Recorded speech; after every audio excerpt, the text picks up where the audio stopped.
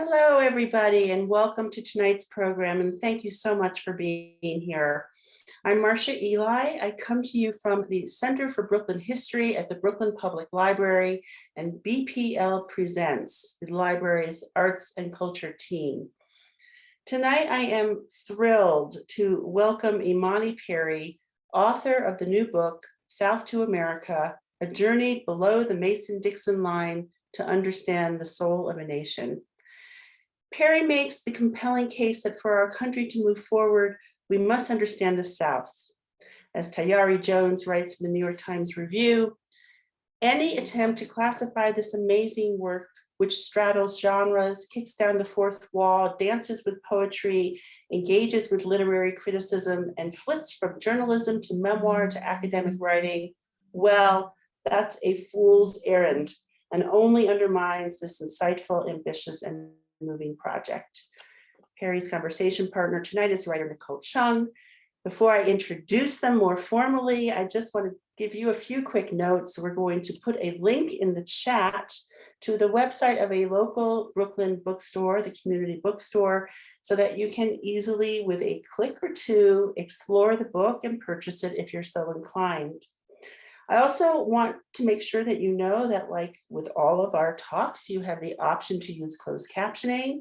That button is at the bottom of your screen. And most importantly, and finally, you're invited to share your questions throughout the evening. Type them into the chat, the Q&A box, not the chat, also at the bottom of your screen. So now I'm going to tell you a little bit about each of our guests and disappear. Imani Perry is the Hughes-Rogers Professor of African American Studies at Princeton University. She is the author of Looking for Lorraine, The Radiant and Radical Life of Lorraine Hansberry, Breathe, A Letter to My Sons, Vexy Thing on Gender and Liberation, and May We Forever Stand, A History of the Black National Anthem. She is a native of Birmingham, Alabama, who grew up in Cambridge, Massachusetts, and Chicago, and lives outside of Philadelphia. Welcome, Imani.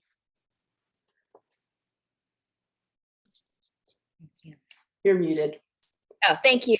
There you go. There you are. There you are. Great to see you, and thank you so much for being here. And Nicole Chung is a contributing writer at The Atlantic and author of the award-winning national bestseller, All You Can Ever Know, which was named a Best Book of the Year by NPR, The Washington Post, The Boston Globe, Library Journal, and many other outlets. Her work has appeared in numerous publications. Prior to joining The Atlantic, she spent 5 years at the independent publisher Catapult, where she oversaw the digital editorial team, co-edited 2 anthologies, and led the magazine to its first National Magazine Award.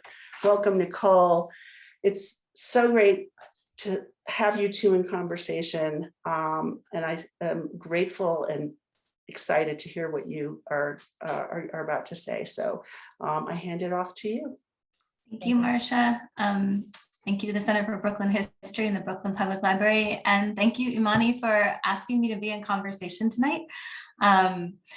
Congratulations on publishing South to America. It's such a beautiful, it's like stunning work. And it's being read and appreciated so widely, which is only right. I think I've told you this before, but you are a literary hero of mine. And so I know I'm in good company saying this. And I'm really thankful to just be in conversation with you tonight, talking about your gorgeous book. So congrats. Thank you so much. And thank you for being in conversation with me. We have mutual deep admiration. And you were one of the very first people I thought about wanting to be in conversation with. So thank you. Thank you. I'm actually thrilled too, because this is the first time we've gotten to really talk. So pressure's kind of on, but I hope it's not the last time. I would love if you could just start by talking about where this book came from for those in the audience, many of whom won't have necessarily had a chance to encounter it, and really where it began for you, if there was a moment that you started with, or a place, I guess, in the case of this book, since it roves so much. Yeah, it's a great question. It sort of feels like it started with the beginning of my life, or the self-awareness, of where home was, which happened pretty young for me because I left so early and had this life of sort of departing and returning, and not being from a family amongst African Americans. There's this sort of the Great Migration narrative has become mainstream in a really important way. I didn't come from a Great Migration family. My family remained South. Those of us who traveled, it was really because of jobs, specific jobs, right? But we were a Southern family. So home was always a place apart from where I was. And so I was very conscious of narrating it, in part because it was so foreign to people in New England, right? And people in Chicago, although in a different way, because migrants from Chicago who were in Chicago had disproportionately come from the rural South. So it's also not sort of recognizable. So I think sort of telling a story of where I came from, who I belonged to, was a lifelong endeavor. And then it just, as I was frankly got to a point as a writer where I had more freedom to write creatively, right? Going from, being an academic and more space to write, then of course the story that was most important to me, those stories too. I mean, I wrote the letter, Breathe is not conventional academic writing either, but those stories came to the fore, like what my heart yearned to write. I get the sense reading this book, it was always going to be kind of a tapestry, like hard to pin down, like the New York Times Book Review mentioned. Like it's this blend of research and cultural analysis. You have deep roots in some of the places and like connections to others, and then some are sort of new to you. And then there are these intimate, like memoiristic sections. I guess I'm wondering, was that kind of always the plan, or did this sort of balance emerge as you were writing? Like, did you always know it would be this personal, I guess, and was that your intention going in? Yes. And I also, there are folks that in different ways were models, and that was part. So I wouldn't say I sort of invented this sort of blend of traveling through the South specifically. But part of the challenge of the work for me was realizing that I had a very specific conception of what the South was, right? That did not include the upper South at all, for example. Like I just didn't. And that is sort of characteristic of people from Alabama. And so part of it was like realizing that this had to be a process of discovery for me as well. Mm-hmm. And so part of it was like the opening up of the intimate things I knew, but also part of it was, saying to readers, travel with me as I'm trying to figure this out. And it's part of why it doesn't start in Birmingham, is that I wanted the sort of movement down to the place that I knew, because I structurally wanted a reader to feel the sort of increasing intimacy. But there are these moments that I want to have function almost like clues, where there's like encounters, because there's, these personal encounters with people that are very important for me in sort of marking space, what I don't know, what I want to know, right. Possible intimacy, even though I wouldn't necessarily expect it. So yeah, I did know from the outset it was going to be a combination. I think that what I didn't know is because of COVID, I wasn't aware. There were places that I wanted to return to that I wasn't able to return to. Right. That almost was anticipated that can always happen. But I didn't know how intense memory would affect me in that with the pandemic, such that I was having these really vivid memories of times that I had been over and over again to some, because I've been traveling around the South my whole life. So many places I was just flooded with memories. I didn't anticipate that.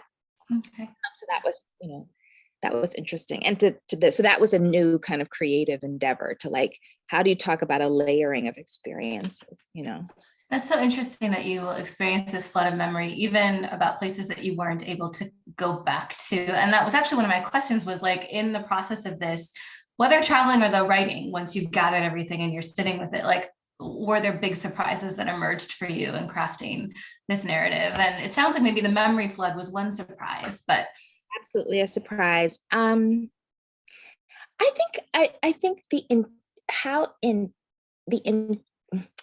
intense some of the emotional responses, like it was really a very, like I anticipated, okay, when I'm writing about my grandmother or writing about my aunties who have passed away, that kind of emotional intensity. There are places that I did not anticipate would bring me such an intense set of emotional experiences. Some because they were people, I had been there with people I love, but others just, the landscape or the, the sort of feeling like walking on hallowed ground, historically speaking. And that was really, it was wonderful, but it was hard. Yeah. Yeah, and sometimes I find that those memories or those experiences or the intensity of trying to write about a place, it's like you mentioned before, how the South partly had, you were always of the South even when you weren't there. And it was this powerful, it wasn't even an absence, that's not the right word, but you were, at one point in the book, you mentioned sort of being an exile of sorts and always having to explain the place you're from to the people you're with. I'm just curious, do you feel like that is still kind of part of your storytelling, part of how you write? I guess maybe more so personal than academic writing, but for you, it's all blended. Yeah. Like no longer sort of like pretending it's not all blended, but yeah, it's always, yeah, absolutely. I mean, it's part of why this book felt necessary, but it's also navigating, like I find my personality is even different often in this. I'm much less shy. I don't feel like, I don't know how to describe it except feeling like not, like I can be imagined. Like I don't, when I'm in the South in ways that feel very hard. Yeah. Regions. And so that is that sense of this sort of explanation that I like, of not being able to be contemplated. And there's something, it's part of it, it's a different context, but part of the way that you've written about, what does it mean to sort of have a way of telling your story, right? And then, it shifts over time, but it not being really adequate in the sort of quip version or the shortened version is part of why you have to do a more complex exegesis of it, right? So and that is personal in this book, but it's also regional, right? Like it's a story that I'm trying to tell more fully for myself, but also to tell the story of this place that is home. There's a kind of layering of the personal self and the collective self, the regional, the national self. Yeah. Right. I'm so curious because, you mentioned your idea of the South didn't include sort of the upper South. I've spent most of my adult life in DC and Maryland, although I did spend 6 years in North Carolina as well. And I remember when I moved to North Carolina from like the DC area, I was actually shocked by how many friends, like from the Northeast and the Northwest, because I'm from Oregon, like, we're just like, how could you be moving to the South? And like, what is that even going to be like for you? And I was really struck by how they seem to assume that my experiences, like as an Asian woman, would be like radically different there than somewhere else. I mean, it's true, but it's different everywhere anyway. Just the idea that some of them had that I would face, I don't know, that it would be backwards, that I would feel all the stereotypes you run up against, right? And so, I guess I'm wondering, like, none of us are immune from kind of adopting our own mythologies or ideas about a place, and sometimes even places that we know and love really well. And you mentioned in the book, I love this line about how our knowing self and our emotional self, they don't always match up. So I'm just wondering if there are any like ideas or notions or preconceptions that you might have had to reconsider or shed when you were working on this book. Well, I would say, part of it is confronting the way in which, so what we mean when we say the South is usually sort of the Black Belt, right? That's the sort of common conception of the South. And I didn't have that because I'm not from the Black Belt. But to a certain extent, though, did shape things. Like I would always, when I was young, and people would be like, oh, you're going to be with like, chickens and fields and stuff. And there were chickens on our block. I won't say there were chickens in Still City. And in New York, there's chickens too. But they're sort of, it's just that blend of like rural and urban. But there was a way in which I said, I had a strong identity as someone from the urban South. And yet with Maryland, it just never occurred to me. And I'm a professor of African-American studies. I teach Frederick Douglass and Harriet Tubman and the history of people enslaved in Maryland all the time. And it didn't process. And I had lived in Maryland and it didn't process to me as a Southern place.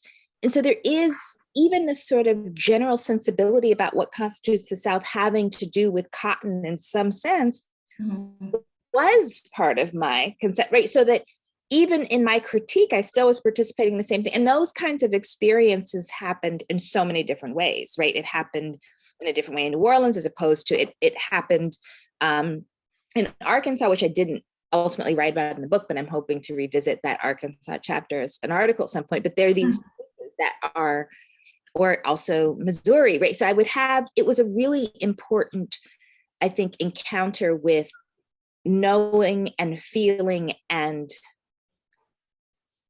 being critical at the site of one's own criticism, which I think is something to, it's useful to carry through life in general. I also just say really quickly, Romare Bearden, who is one of the people who influenced this book, who left North Carolina around the same age that I left Alabama, but who said, I only ever left Carolina in a physical sense.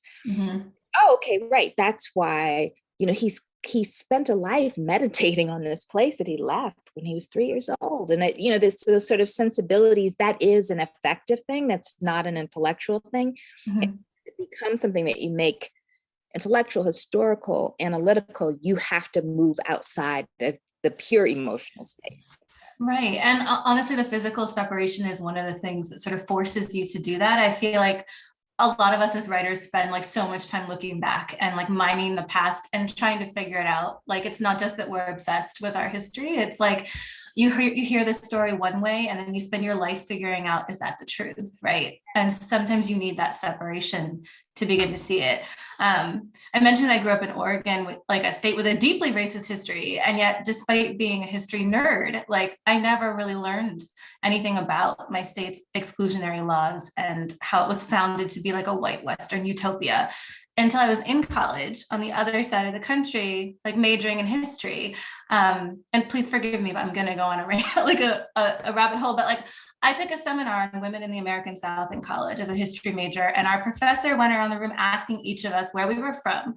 And then when she got to me, she said, Oregon, like speaking of racism, and just launched into this mini lecture about a place I thought I knew. And that I had never really learned about living there, and she did that with every person. Many of us were not from the South, and her point was to let us know we're studying the South. It's not an outlier. It's a bellwether, as you write about. And she's like, the places you're from are not superior. They are not unaffected by this history that came before. And like, that was a transformative moment for me as a student. So I just wanted to say that, like, when I read your book, I just kept thinking about that. Also, because of what I mentioned before, how hard it is to consider a place when you're still there sometimes. And one other thing your book made me think about is just the contrast between like national memory, what we're taught in schools maybe, or the national narrative, or what we get in the media, and then local memory, and what's often lost in between. So could you talk about that a little, the importance of really knowing not just our local history, but like the local histories of other places, not just stopping at like whatever sort of bigger narrative we're handed as kids? I love that you asked this question, because it's a question that for me feels like we're in this crisis moment with the culture wars and book burning and banning and all this stuff, and that's really important. But I think there's a bigger question that I really want us to get to, which is, okay, so I was educated in Massachusetts. So I learned the beginning of the nation as 1620, right? It was Pilgrims, Puritans. And then even when I got to graduate school, right? So I went to a program in the history of American civilization. We spent the first half year on the Puritans, right? Wow. So, and it was great. I mean, I loved the study of the Puritans. Part of what I try to do structurally in the book is, because I start with a reference to, talking about Appalachia in the terms of Puritan sermons, right? Jeremiah, it's like and the errand in the wilderness, the idea of sort of this, and it's kind of a horrible, conception of like conquering this land that came from Europeans and, supported genocidal responses to indigenous people. But this idea that sort of being in the wilderness is actually something that is not sort of past in Appalachia, it's actually present, and that there's these imaginative possibilities that come out of it. So in some ways, what I was doing was layering a way that I have been taught to understand the history of the nation just in terms of puritanical conceptions, and actually bringing it to the landscape where things began in many ways. And then the ending of the book in some ways takes me there again, because it's sort of like a Jeremiah, which is a puritanical sermonic form that was borrowed by African-American sermonic forms, where it's like, if we don't do something now, things are going to get really bad, right? So not in terms of like a sort of Christian theology, but really sort of as an environmental and social and political question about the state of the world. And so to me, it's like, there are these local histories and national histories, and it's important. And part of the reason why the book is like experimental in form, and, you know, I go down different rabbit holes, is because I want to make the point that so much is possible to explore, but whatever you're exploring, there's a set of ethical questions that repeat, right? And so my concern about the mythologies, whether they're sort of Massachusetts Puritans are the start of everything, as though Florida doesn't exist, that was, you know, conquered in hundreds, or whether it's, you know, the lost cause, the mythologies actually paper over the patterns that we have, that notwithstanding the incredible sort of beauty of imagination and politically, culturally, and the like, are so cruel to so many people, right? And we've got to tell those parts of the stories wherever we put our attention, because there's an ethical possibility that emerges from good history, right? Can we see what happened in order to become better, right? That to me is sort of the point, right? I'm not a master narrative type person. Like, I'm not a consensus history person. I like to teach conflict, right? Tension, you know, big questions. Should we pay attention to this as opposed to that? You know, those are good questions to ask. But regardless, we should look at them honestly, you know. I really loved and appreciated how you went to all of these places, like with all of these questions. And I loved how you described all of your encounters with different people, like, yes, the organizers and the activists and the scholars, but also like you mentioned, there's like a lot of interactions, like Lyft drivers and service industry workers and the person filling the vending machine. And it's hard to do this well, but you do it so beautifully, where it feels like this intimate encounter where you've learned something, and you always have a question for them. Like, you always want to hear what they have to say, and you realize in their answers, they too are thinking, of course they're thinking, but they're thinking about and trying to make sense of some of the same big questions you are.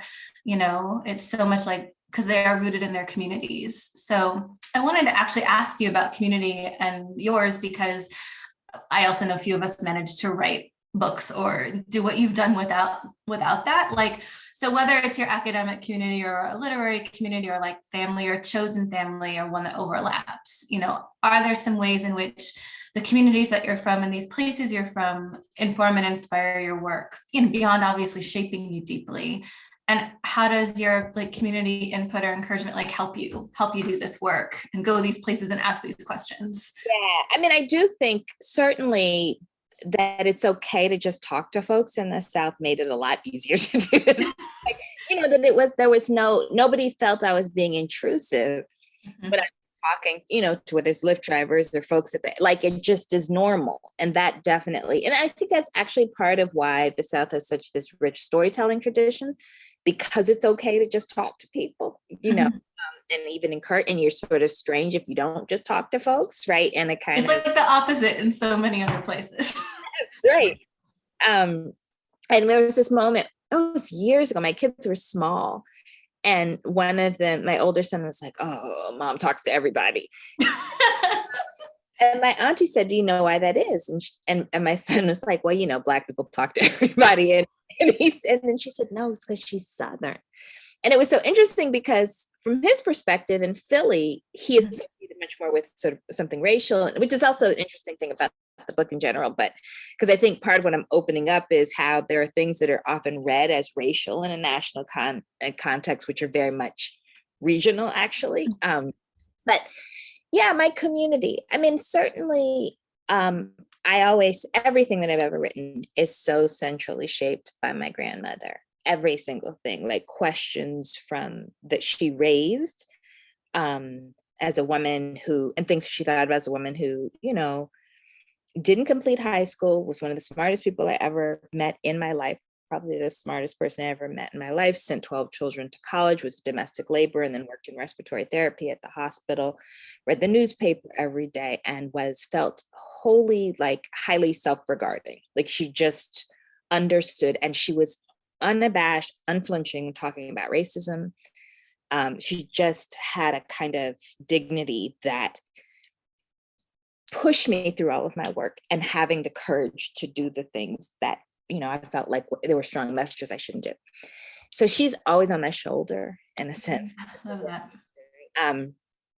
And my dad, a lot of the people who have passed away.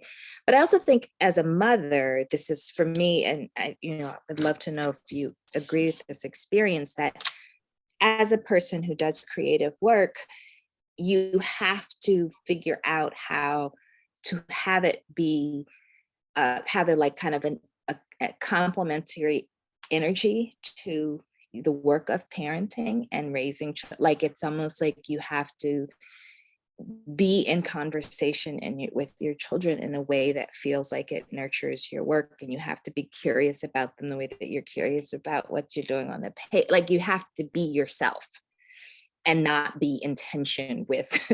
And so I do think my children are also really important. Like, I'm trying to do something that is meaningful for the world that they are inheriting, which is just in so many ways so cool, right? And so, like, bring something loving and beautiful into it. That's really beautiful. I mean, I do agree with you. I think there's just so many times when it's like a conversation with one of my kids will sort of open, and I thought we were talking about one small thing, but it's a vista, and then that just kind of leads to something else that I end up writing about, or I don't know, or the reverse, and figuring out how to have the work and do the work and have enough left in the tank just to, like, answer the questions and be present is something hard too. But no, I was really struck too by the way you wrote about your family, especially, and like the places that you've sort of belonged to, and like none more so than Birmingham, where you call home. So in the chapter More Than a Memorial, you talk about your family's roots in Birmingham and your adoptive father and his work there. And then the chapter in Princeton, also, you sort of get into like the history of the Jewish people in the South and this liminal status, and how your father, this was something he was always aware of. I'm just curious if you want to talk, anything you want to share about having organizers as parents, like his work, and the challenge of really knowing their story. You mentioned organizers are not inclined to dwell on the highlights of their lives. Like, you have to discover them on your own. And I was wondering how you did that, and why it was important to have that be a piece in this story. Yes, thank you so much for that question. The person I call my dad, because he was my dad my whole life, because my mother and my biological father split up before I was born, and he raised me, and he was from Brooklyn, right? He's a Jewish man from Brooklyn, from Flatbush, and 2 years behind Bernie Sanders in high school at Madison Park. And we didn't know each other, but but that he had this experience in witnessing the movement from afar and deciding that he wanted to go south, and got this job at Miles College the same year that my mother happened to get a job at Miles College. And it was interesting. They had been at Yale as graduate students at the same time, had never met, and they met. Right? Wow. But it sort of was not surprising. There were 4 Black women in that graduate school then. They all ended up leaving. Like, they had a very sort of isolated existence. And so they meet at this HBCU, and then they wind up teaching together at my family's high school, which is a Black Catholic high school. What's so much of them, like their work as organizers, I've learned not from them, but through archival documents. So I talk about a friend of my dad's who brings documents from their organizing work to my house on the way to UVA, where he's dropping things off for a collection. I go through newspaper archives, and it's like, so that it's really interesting to have seen them at these moments that I think of as really historically significant, that were then for them was just the work. And that was very vulnerable to do. when my dad used to leave to do things in the rural South, like organizing or prison work, because they were involved in prison work long before people were sort of talking about it in a national way, and saw prison as sort of the next phase of repression, which we now know with mass incarceration. My dad was also a statistician, and so he could see the numbers, and he said, oh, there's definitely going to be 2 million people in prison, and people would laugh at him, but he could see what was happening. And he would travel to these plantation prisons.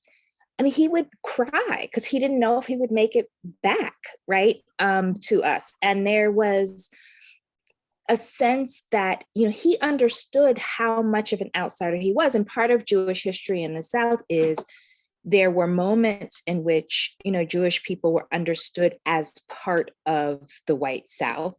But what distinct, so like the Lehman Brothers are sort of a classic example, but what distinguished them from other folks is that the moment they disidentified with the slaveocracy or with Jim Crow, then they became subject to extreme violence and hostility, right? And so it was sort of like this liminal status with respect in relationship to the white South that could turn on a dime. And he very clearly, everybody he had a Brooklyn accent, this hair that could, be mistaken for someone who's a very light-skinned Black person, kinky hair and a hippie.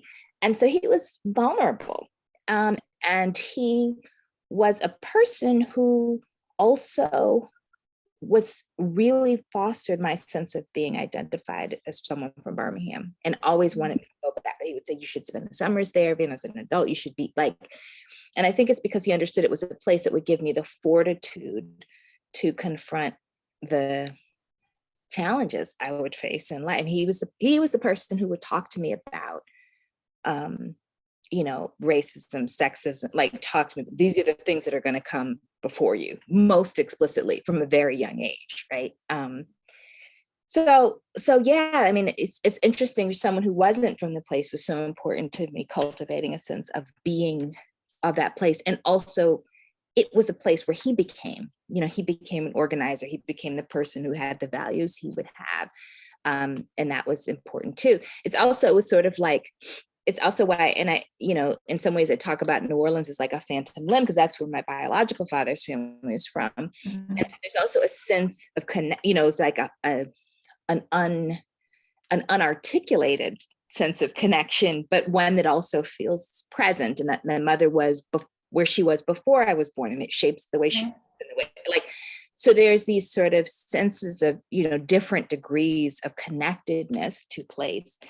That was really important for me. And it's like the difference between family history and genealogy, and people don't always make it like family history does not require biological connection, whereas genealogy, but they both have potential meanings. It also all depends on how we interpret them, right? So there were so many moments in the book that just kind of surprised me, like your connection to a place. In the New Orleans chapter was definitely one of them too, where you write about your mother belonging to the convent there. And just like, I was just wondering, like, I mean, these were not like new facts or like shocks to you, but just in writing a story, it changes us a little bit. It changes how we think about the history we're exploring. And then you did so much extra legwork to like shed light on your parents' organizing history that you did not already have.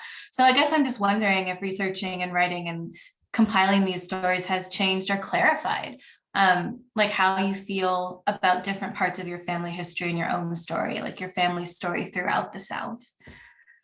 I think that, well, certainly it has made me value genealogy in a way that I would tend to. Before I was very critical of genealogy because I thought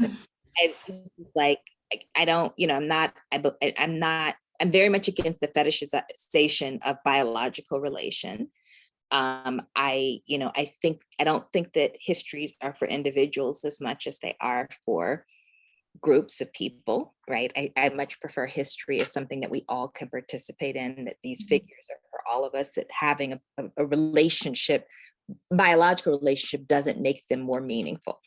But there was something about the process of tracing some of these genealogical roots that made me see history differently, right? So it wasn't so much that like, okay, I mean, there are moments where like I have a picture next to me, but like I have an ancestor who looks freakishly like me that I found. That was like, I'm like, okay, that's weird, right? And it's sort of how far back? Like he was born right at like around 1900, so not that far back, but you know, a person I'd never heard of before. And you see like, the resemblance really strongly. Very, and so much so that my son was like, can you please like not put her picture up because it's scary to look at. But the so is that the genealogy can be an opening, not a sort of fetish identity. So that definitely changed for me. And also a sense of like, I'll always be attached to Birmingham as home, but that like a different conception of belonging or membership that feels much more sort of open. And I think that that's important, especially with the way that we are so kind of regional and even hyper local as Americans, and invested in telling people they belong or don't belong to a place that was that was meaningful. And so thank you. I noticed in an interview I was reading before this conversation, you mentioned that you often write with young people, like in the forefront of your mind, and you mentioned kind of writing for your kids as well. So I kept thinking about this while I read the chapter on Princeton today, just thinking about, and everything you shared about your experiences in the African American Studies department and students you've had over the years. Can you talk more about like this intentionality with which you write for young people, and you know, where that came from, what it means to you maybe to work with and mentor them as well as part of your work? Yeah, thank you. Yeah, I mean, I like, I like elderly people and I like young people, and then the rest of us, it sort of is more complicated. It causes all the problems, I mean. But you know, I think it was partially because I started my first 7 years of teaching. I taught law school, and it was, you know, very intellectually interesting, but they were settled in what they wanted to do. And I had this chance to teach an individual class. I taught at Columbia class in their African American Studies department as an adjunct while I was teaching full time at Rutgers Law School. And I just fell in love with how open they were. And I thought, like, well, I mean, we sort of know, like we say this about young, but it was sort of their expansiveness intellectually and emotionally, their willingness to self-examine. And I thought, well, these are the people who are going to figure out all these messes that we've made. And so that's who I want to teach. And not just teach, but I wanted to be pushed by. Mm-hmm. You know, I feel like my students, my kid, they help me become more expansive and like unsettle the things that shouldn't be so settled in the way that I see the world, right? And they don't let you get away with anything. It's true. In the best way. Like, and you know, they go, why do you say, you know, why do you have this rule? Why do you think this? Right. And I respect them. And so I'm going to try to like let myself be challenged. And so I think so I'm always trying to write to people who can be moved. And I hope that's everyone, but I really know that young people have the ability to be moved in a way that then will go much further than what I'm imagining. Because they'll pick it up and run with it. Like they'll demand change, you know. And they'll live to see changes we won't. Yes. As a writer, I think one moment I always love is when you finally get a story out there and you're just kind of not alone with it anymore. Like it's not just kicking around your brain. And I guess I'm wondering, now that the book is out there, like, have you been hearing from readers? And have there been particular reader reactions, maybe from young people, maybe from your kids, but that have like really meant a lot to you so far? Yeah, I mean, I will say the reactions from other writers have just been the absolute best, especially all these writers who I admire like you. And that has just, because like first and foremost, I'm a reader and books mean so much to me. Like I'll probably even cry if I start talking about like, you know, I really it is so, like, being a reader is actually integral to my life on a daily basis. And so for people who have moved me to have moved them, that is huge. And people who say, that's what we say, or that's exactly like, that's like my home, like that has been amazing. And even, they have a lot of people arguing with me, me emails, and they're like, but even the arguments, I mean, some of them are mean, and so I'm not engaging them, but even the arguments, what they reveal is that people care about this stuff. Mhm. Because I really do try to write as invitation as much as possible. Like, there is always an argument, but the invitation, it feels to me far more important than the argument part. It matters to me that people are reading in a way that makes them want to even have a bone to pick. You ask readers questions, like every other paragraph. Like, I loved that. It was just, I hadn't put it in those words in my head, but your writing, it's an invitation. Like, I appreciate that so much about your work. I am sorry some people are not answering the questions well, but I mean, you're right. It's still, if they're reading seriously and they're engaging, and that's partly because of like the open way that you write and the way you invite people in. We have a lot of questions, so I will move to the Q&A pretty soon, but I actually did want to ask, obviously this conversation is co-hosted by a library, and I thought I would ask you about the role of libraries in your life, because you kind of alluded to it with books, but not just as a kid, but as a scholar and a historian and someone. Libraries are so often like a gateway to communities, and you've lived and gotten to know a lot of places. So if you just wanted to talk a little about the role libraries have played in your life and your career and your writing, I think it would go over well for this crowd. I will say this. I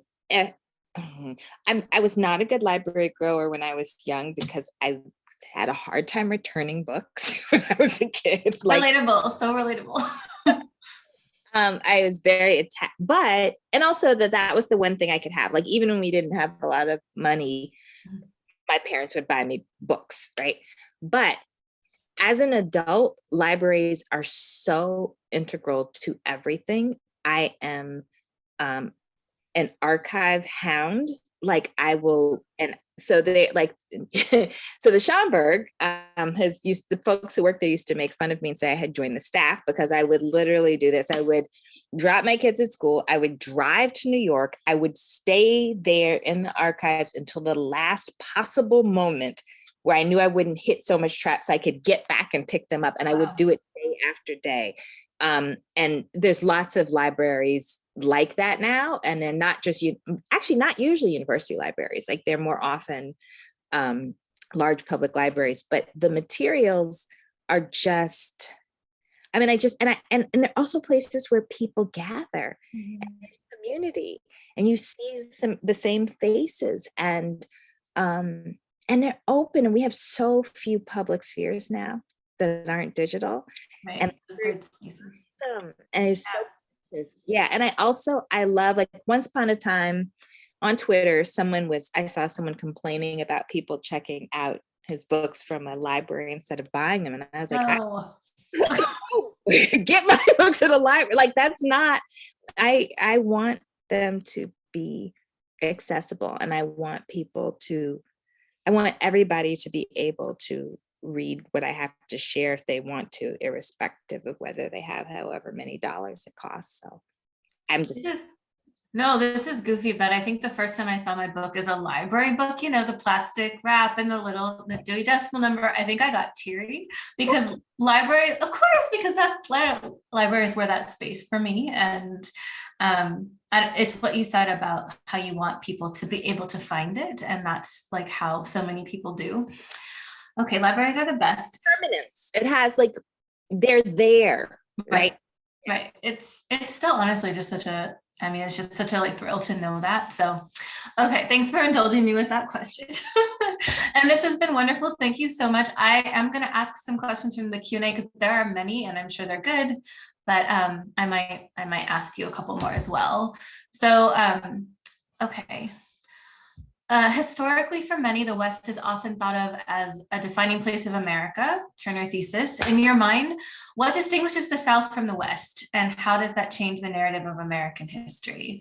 Kind of curious about this myself as somebody from out West. I mean, I think it's an arc, right? I mean, I think there's a way in which the West is the sort of notion of the closing of the American frontier. So the South is the beginning, the West is the closing, and there's the arc, but the arc takes us back to always to the organizing principle, which is you can move people out, you can exploit them for this in the service of accumulation, and you can, and that sensibility that begins it. So it's not as though, so there's a progression. So, and I think she's around here. Yeah, I mean, I'm a Didion fan, and so there is a way in which the way that she articulated California is, of course, shaping the way that I'm trying to grapple with the South. So I think that there's and it's part of why I wrote a little bit about her book Southwest in this book, because when she comes south, it's also interesting because she gets the sensibility, if not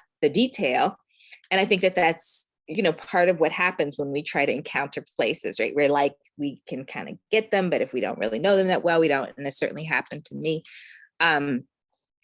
So I do think that there's a direct relationship. And I think that the movement West in part was an effort also to escape some of what had happened in the South, and yet people brought the same ways with them, right? So one of the mistakes of the way we talk about the Great Migration is we talk about it as though it was only a Black Great Migration, when everybody went Midwest, and not just North, but Midwest and then West.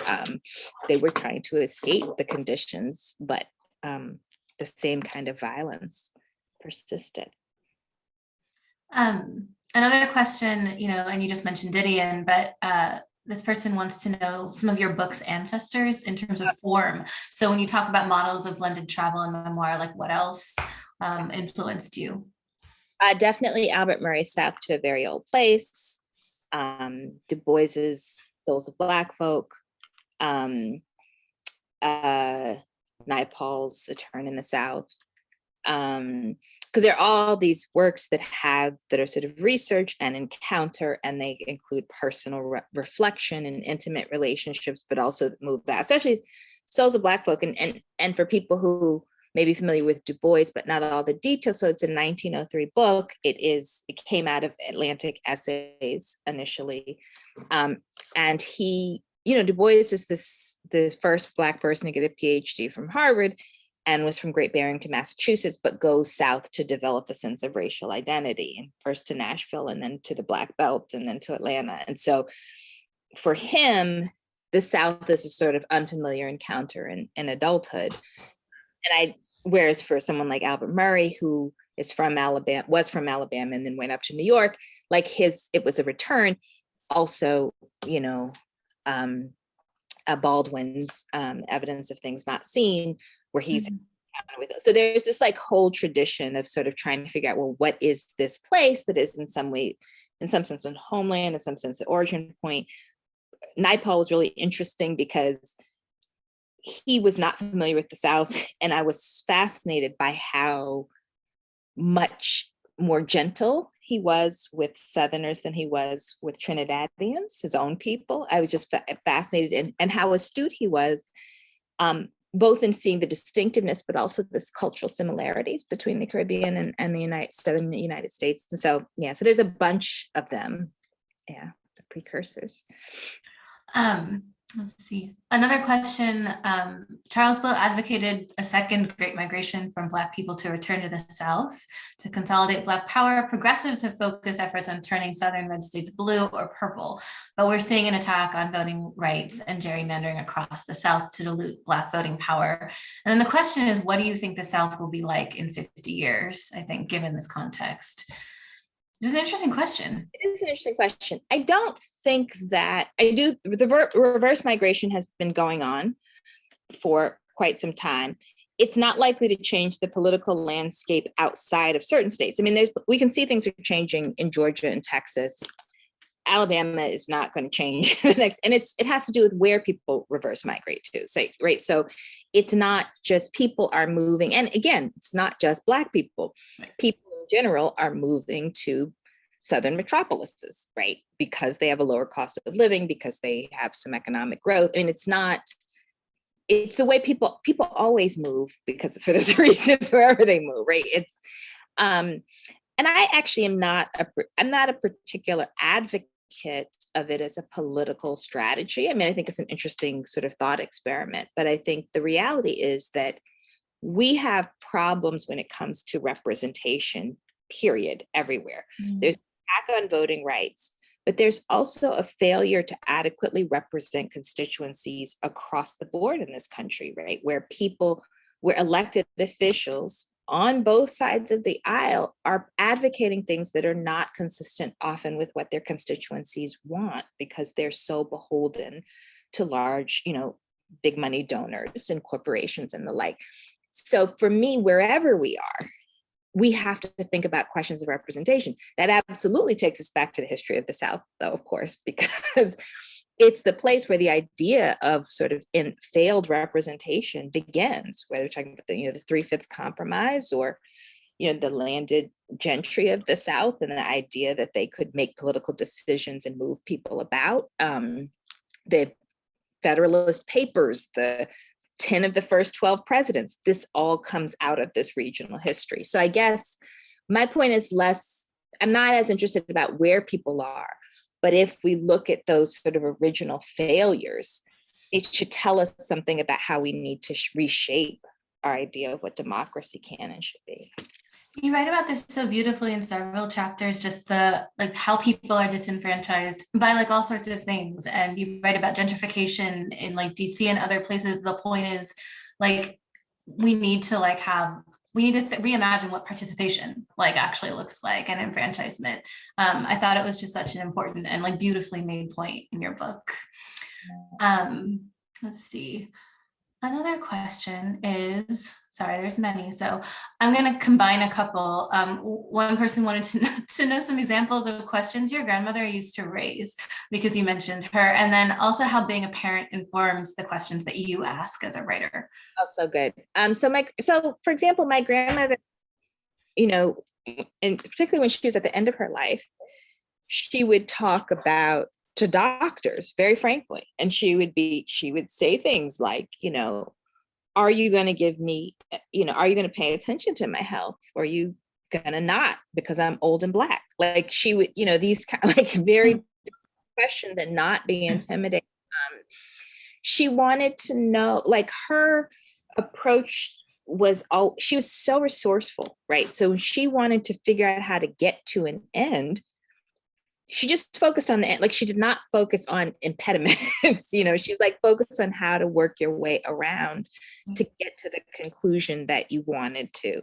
And one of the things, I have pictures of her holding my older son and reading to him. And I think there's something about her sense that is part of how you bring people into the world.